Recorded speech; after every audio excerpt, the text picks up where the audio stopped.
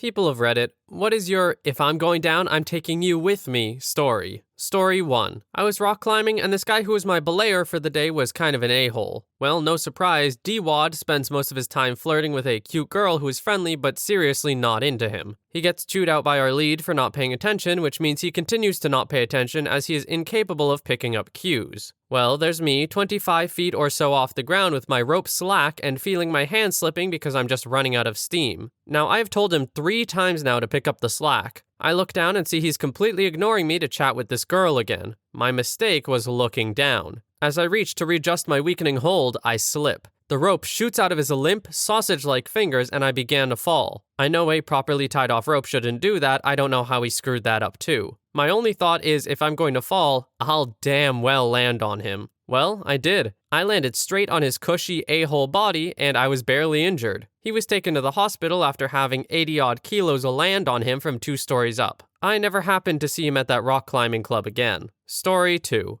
I had a group project I had to do with 4 other people. 3 out of the 4 were great, but there were roles each of us had to fill in the group for the project to work right. The final girl never once participated in the project, so her role was completely empty and it was dragging the rest of us down. We couldn't just fill it in for her either because she kept her specific instructions to herself. The other 3 and I did the best we could, but our instructor didn't seem impressed. He had a few questions about how we came to our conclusion and who did what in the group. The other 3 were trying to keep focus on the roles they filled, but the instructor was asking about the role that the one girl skipped out on. I answered that we didn't have anything from that role because her butt didn't come to any of the project sessions. We just did what we could without her. Until that point, the girl that didn't do crap was standing there acting like she deserved any of the grade we all got. Once I said something, the other 3 girls confirmed that yes, Becky did 0% of the work. She tried to say she was just really busy, but another girl shut her down by saying she saw her at several parties the past couple of weeks. That girl got a 0 and the rest of us got like an 85. I felt like a snitch, but honestly, screw that girl. Story 3. When I was in 8th grade, we had to create a presentation on a book we had just read, including a skit from one of the scenes. Here's the best part. We were forced to work in groups. Being an introvert, I hate group work. What I hate even more is when your group mates don't do their work. The day we were assigned that project, we decided to divvy up the slides equally. It was a Google slide, so we could all contribute to the same document. The class ended and I had already finished one of my slides. One boy only changed the color and the other 2 didn't do anything. 2 days later, I had finished all of my slides and nobody else had done anything. I offered to start the script for the skit since I had finished and asked for the others to contribute. Nothing. A couple more days passed. I had finished the skit as well and all the other slides were still empty. Finally, the night before the assignment was due came.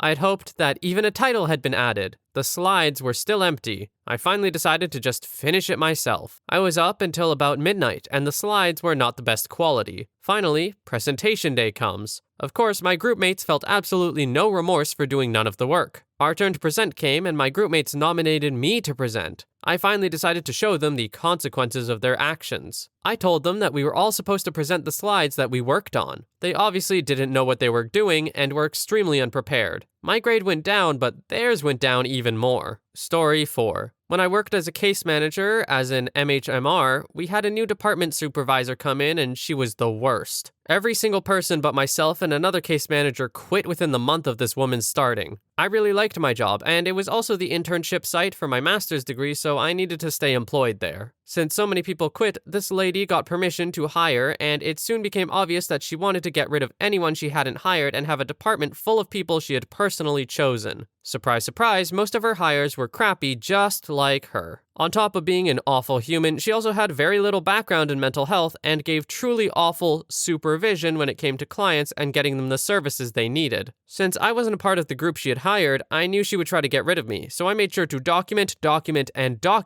everything. Anytime I staffed a client with her, I would document her advice in that person's chart as well as the actions I took due to her advice. I also kept a detailed paper trail and would email her questions about policy so that I'd have record of her answers, which usually were the opposite of what our policy actually stated. She even started walking to my desk to verbally give me answers to questions I sent via email, and I'd have to make up some excuse as to why I needed her answer in an email. Like, I would tell her a parent or client had asked and I wanted to be able to give them a verbatim answer. I could tell she hated it. Anyway, several months later, I staffed a client with her who I believed needed to be hospitalized and wanted to run it by her first as she demanded. The kid was suicidal, homicidal, and impulsive, which is a recipe for disaster. She disagreed that the kid needed hospitalization and told me to refer the client to another agency, because apparently the client was too high risk for us, but also didn't need to be hospitalized. I tried to get her to agree to just call crisis to assess her, but she denied that as well. I documented what she told me to do and referred out. Well, literally a day later, this kid brings a gun to school and gets in a ton of trouble, obviously. Thankfully, he was stopped as soon as he stepped through the metal detectors. Mom is upset that my agency just referred him out and didn't get him the help he needed, and a day later he plans to shoot up his school. My supervisor's supervisor is upset, as this is a PR nightmare, and comes down on my supervisor. But since I was the direct care staff assigned to this client, my supervisor tried to blame it all on me. I ended up getting fired for my negligence. However, the higher-up, of course, carefully went through this kid's records and saw all of my documentation regarding the awful decisions my supervisor had made, which led the higher-ups to investigate even more. Basically, there was Medicaid fraud being committed, this lady was lying about her mileage and being reimbursed way more than she should, and all this other lovely stuff. So, she was fired as well. I was asked to come back. I was requested to come back, but screw that place and its corruption. Story 5. Current job, previous manager. I was on a team of 2, and when the lady I worked alongside with quit, they decided not to replace her. I have a young child who, as children so often do, gets sick a lot. Being the only person on my team and the most important role for our office to function, since it is literally the first step in all of our processes, I had a very hard time whenever I used my PTO with short notice. I had given my manager multiple ways to fix the issue, but she would never hear any of it. She was also in a remote office, so she had zero clue what I did with my day. She finally sent me a very angry email basically telling me I couldn't use my PTO for emergencies all the time when my son got sick. I wrote back a long, detailed list of every method I suggested to fix the issue, along with the fact that I was the only person in my position for months and that our company policy states in bold letters that using PTO because you or a loved one is sick is not only acceptable but encouraged. My manager responded to my email by stating that she would forward my concerns to HR and that I should probably polish up my resume. But HR was in our office that day for the first time in 6 months. Great coincidence, right? So I went in, asked if I could speak about an issue concerning my manager, and explained everything as it happened. The HR rep had this look on her face like she was going to murder someone. She asked me to forward the entire email chain to her, which I did. Then she called me back to talk to her. A few people I talked to were aware that the manager and I had issues, and the lead of every team in our office basically told the HR rep that the entire office can't function without me, and that I've been doing the work of 3 people for 9 months. Later that day, my manager sent me a very angry message over email, basically saying I was fired and that I was to pack my things immediately for failing to do my job and because I was causing a hostile work environment. I forwarded this to the HR rep and then walked to her office and asked if I should pack my stuff. She looked at me and in a single, sweet sentence said, "Not a chance. She's royally fricked." And that's basically how my manager went from making $80,000 a year to being fired on a Wednesday with no compensation, no benefits, and no way to collect unemployment. All around, a productive day. Story 6. My uncle used to own a hardware store in our crappy little town. He wanted to put up a cover between 2 buildings that he owned, but the town council wouldn't let him. They never gave any real reason, like we need to leave the area uncovered because of XYZ building codes. They just went on a power trip and said, "You're not gonna do it." Eventually, due to some other power trips, my uncle threatened to move his shop a few towns over. Town council went all "you're not gonna do it" in an "I dare you" kind of way, so my uncle did just that. If I remember correctly, he paid the most in taxes, so all the money the town was getting from him disappeared. Most of his employees were in high school and couldn't drive. When he moved, the kids went with him. Since the parents had to drive their kids to their job, they decided they would also just pick up groceries and other things they needed while they were in the new town. So the cloth shop and grocery store also went out of business. Since no one could get what they needed in our small town, just about everyone moved. Now the town is run down and there's barely anything here. My dad said it used to be a nice town. Now hardly anyone lives here and everything is falling in. My uncle even warned the council, if I leave, I'll take this town with me, but they just didn't listen. Story 7. I once worked for a startup company, and they missed one of my paychecks. It wasn't a gigantic deal to me because they were a bit strapped for cash and we had a big release coming soon. And I was decently paid anyway, so I just said screw it. They then fired me 2 days before release, making it sound like I had been inadequate despite zero indication from them that I was such before that day. So I made the proper legal arrangements to recoup my missing paycheck and told them I'd be going to labor in industry. I had already filed a complaint. Because if they were going to fire me after I worked 70 hours a week for over a month to try and meet their deadline out of nowhere, I sure as hell wasn't going to cut them a slack of an entire paycheck. I got my paycheck, they went out of business because they were corrupt and had been misusing investor funds for years before this, unbeknownst to me, and I laughed my way to the bank. Story 8. Super simple, but I am notorious in my friend group of having a fear of water. I'm okay in pools since you can, hopefully, see the bottom, but even shallow lakes and rivers and oceans are a no-go. Some friends ended up renting a boat and wanted to take it out on the lake and begged me to come out. I kept telling them no way in hell I would ever willingly go out and sit in the middle of a lake. Finally, I caved because,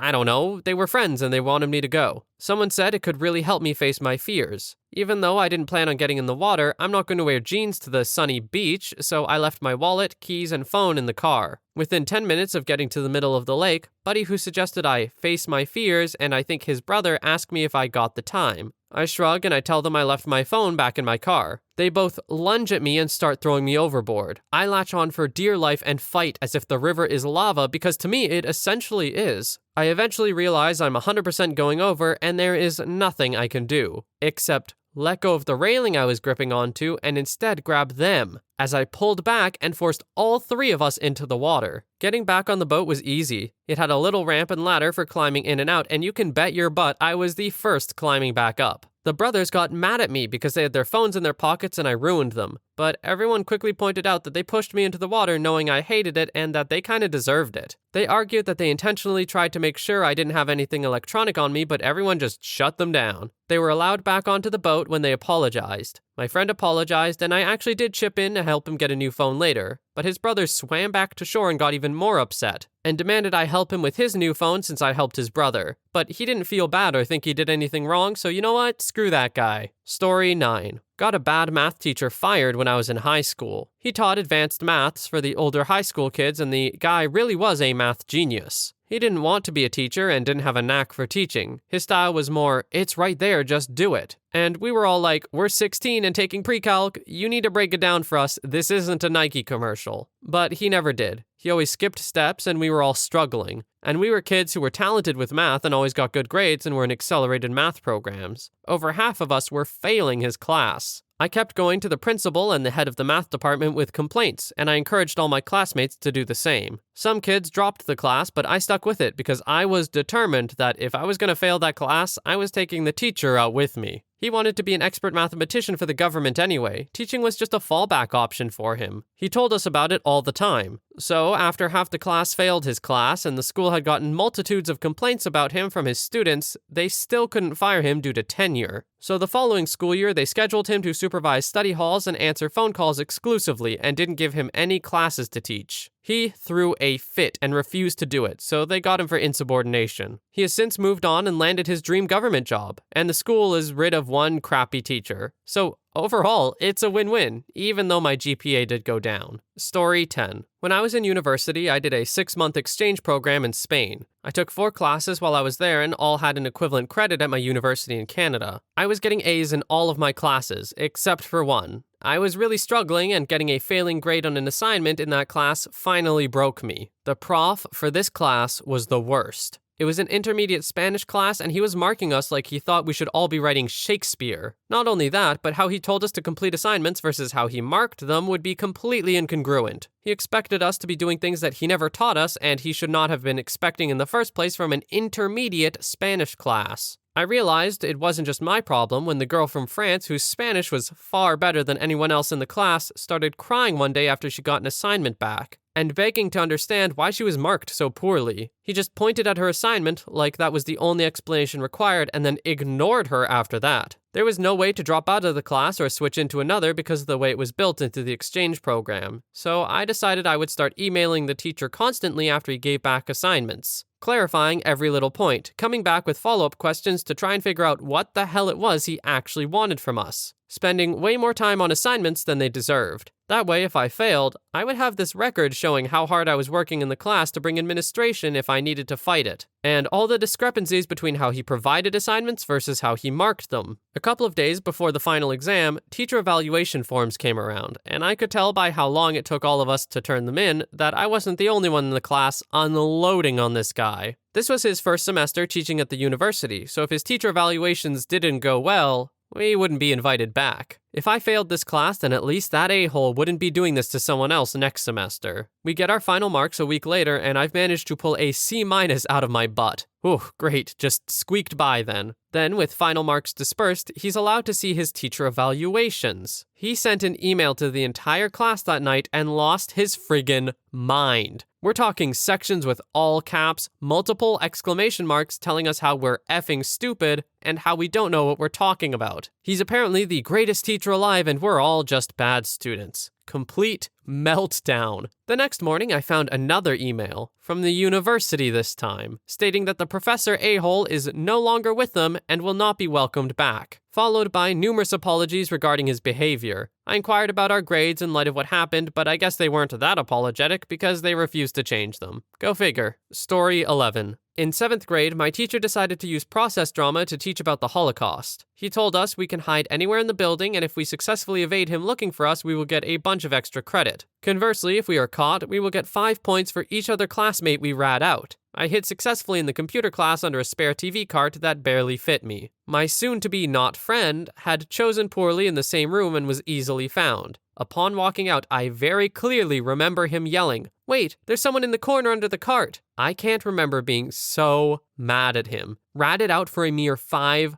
points? I yelled at him and definitely overreacted. The lesson being a process drama, that was kind of the point. To experience the fear and potential rage at your neighbors for ratting you out. For those who don't know, this lesson style is to give the student first-hand emotional connection to whichever content you'd like to teach. It's incredibly effective. Story 12. I was at a church camping trip for boys in Yosemite. One of the guys in charge was new and a real D-bag. He made it his goal in life to punish every kid. I was a real rule follower, so he couldn't punish me, and when he started getting angry about that, he would even drop comments like, "Your turn is coming," etc. Now, when I was younger, I was really thin and small, but in my mind, I was like all the other kids and mentally tough, so this got me in trouble. I would get injured on these trips, and the head guy was always getting in trouble with my parents for not keeping me safe. So one of the rules is that nobody can ever be alone. If you're caught alone at any time, you're in trouble. So we're getting the campfire ready for lunch, and some kid comes running to the group and says there's a woman bathing naked in the river. All the kids get up and go run to see. So to not be alone, I have to go with the group. Now, I don't go to the edge and look because I didn't feel like it was right to go spy on the poor woman just trying to enjoy nature. Anyway, D-bag leader sees his opportunity and says that since I got up and went over with the group, I was also in trouble, despite the fact that I had no other choice. Punishment at this camp was holding a giant rock over your head. Somehow, I was the only one that got in trouble. You know, not everyone that looked, proving that they didn't actually care about the rules, but that he just had power over everyone. I was supposed to hold this rock over my head for 15 minutes and then come back. Of course, he was too lazy to oversee punishments, so I was supposed to do this alone. Which is another problem, since there are bears and perverts around, no kid is supposed to be alone. So finally, since I didn't deserve this punishment, I was going to take this guy down. So I just dropped the rock on my head on purpose. Then I just laid there. I could feel a large bump rising on my head. I must have laid there for about 35 minutes. Finally, they realized that I didn't show up for lunch and someone asked where I was. And then everyone ran over to see me laying there with a rock next to my head. I said that the last thing I remembered is that my arms were getting weak holding the rock. The leader then checked my head and found the bump. He was livid because now he had to go tell my mom I got hurt again. When asked why I was holding a rock over my head, I made sure to let them know that it was D-bag leader's punishment. He tried to deny it, but 25 young voices called him liar simultaneously since they had all endured the same punishment. D-bag leader was stripped of his power and spent the rest of camp as just another camper. In fact, he called someone and left a day early. It was his first and last activity with the group. Story 13. Couple years ago, I got jumped by two guys while I was on a business trip. I was a little drunk walking back to my hotel at night dressed well, so from the get-go you know I'm a moron. As I was walking, I heard two guys yelling, but I just assumed they were arguing amongst themselves and didn't even look. I felt a sharp pain in the back of my head, and my legs went a little wobblier than before. This effer had punched me in the back of the head like a coward, but I caught myself before I face planted, and I turned around and grabbed the guy. At that point, I wasn't thinking much. I didn't register that there were two of them. I just wanted to hit the little effer back. Side note, I'm 200 pounds at 5'11". Not fat, just stocky. The person who hit me was much skinnier. I took the skinny boy to the ground by running forward and holding his shirt. I think when I landed on top of him, it knocked the air out of him. Then my mind oddly remembered that one of the few moves illegal in the UFC is a 12-6 straight down elbow when on top of a guy. So naturally, I did that. I got my elbow deep inside his eye socket one or two more times before I was abruptly reminded that he had a friend. Boots taste like butt, and they can really break your concentration when violently introduced to your face.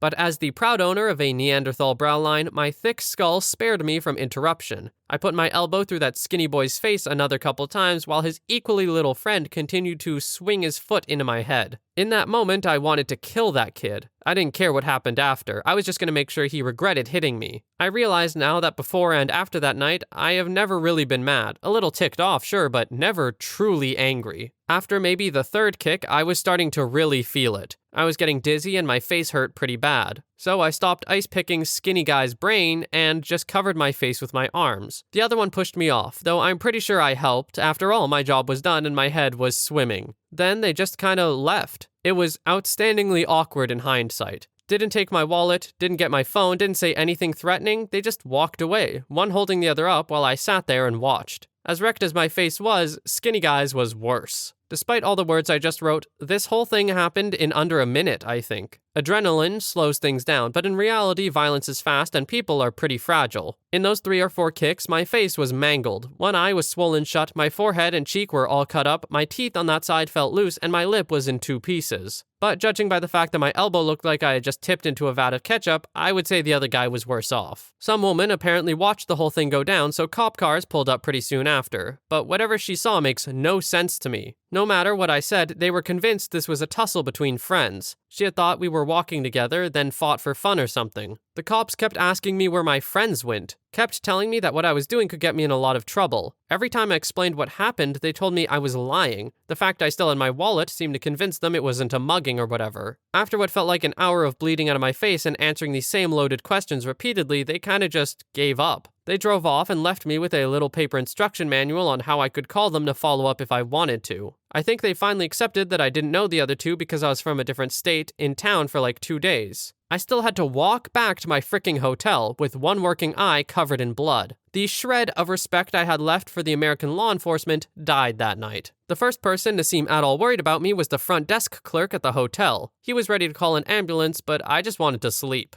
I washed myself up and went to bed. The next day was one of the worst of my entire life. I still had a conference to attend, in business attire, looking like I was an extra in Fight Club. And calling my mother was hell. She was so worried it just killed me. May sound screwed up, but the one bit of solace I get is the fact that I changed the geography of the little guy's face. My stuff healed up in a few weeks. I know his didn't. Months later, I got mail from that police department saying that they were sorry, but they were not going to find anyone, and I could call if I wanted to complain. I didn't.